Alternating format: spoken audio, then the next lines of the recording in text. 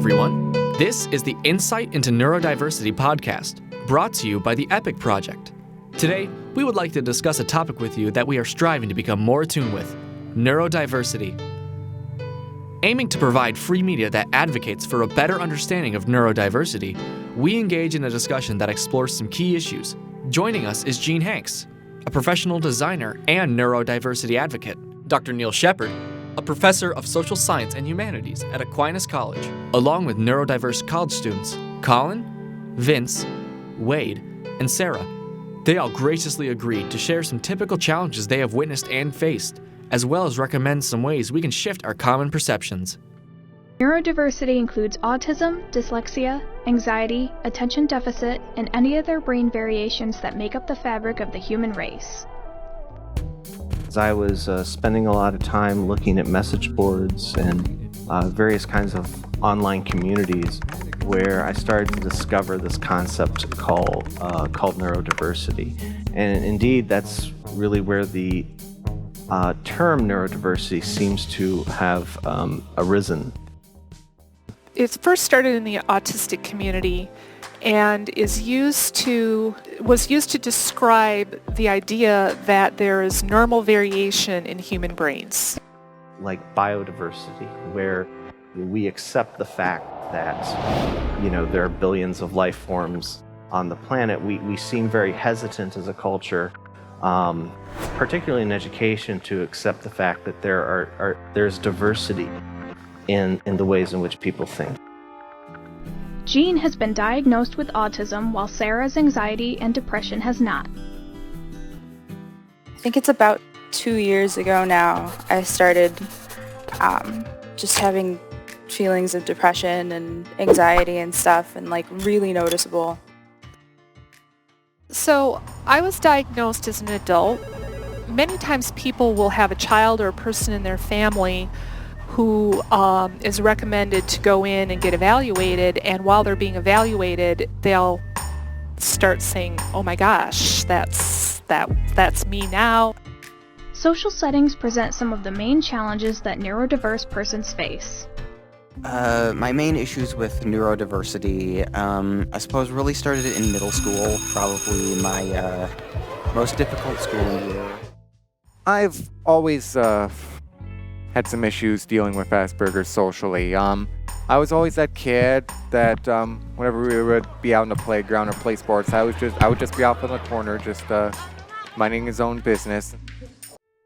I've admitted that I have ASD to some of my friends, and they treated me the same unconditionally. Inaccurate stereotypes are a hindrance to both social and work interactions.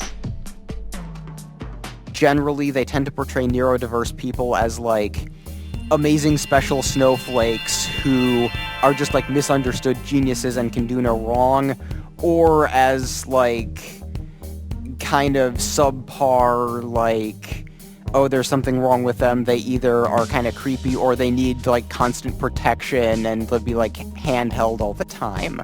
And I feel like both portrayals are harmful simply because they either limit what the neurodiverse person can do by kind of putting them in the position where it feels like they constantly need help, or they kind of create this false impression that, oh, if you get a neurodiverse person, they're everything they do is some sort of genius message that you just have to try and decode, and then everything will be perfect. Headlines that read, so-and-so struggling with autism, right?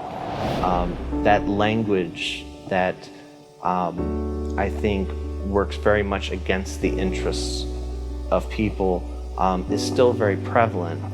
My wish for the media, in terms of how they would present neurodiversity, is that they would portray people in complex, rich terms, without flattening their experience into stereotypes. I feel like we're still in early days of saying, okay, we got to signal to the audience that this is a person who is this, and in neurodiversity we still have these stereotypes. And I think as other marginalized groups become more mainstream, they get portrayed as more rounded, fully human characters. I'm looking forward to the media doing that for people who are neurodiverse as well. How can society better integrate a neurodiverse population?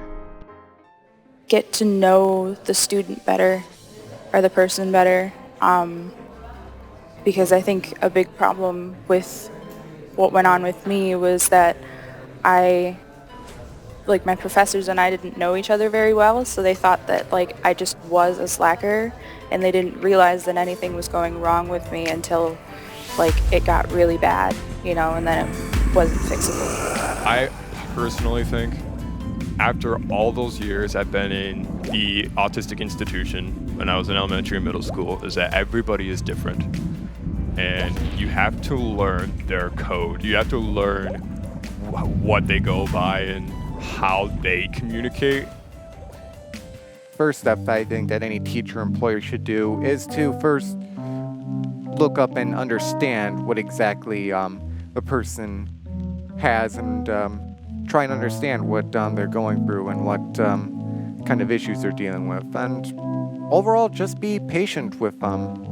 So I think it's best if both sides, both people with Asperger's and the people trying to understand them, both make an effort to change in some way.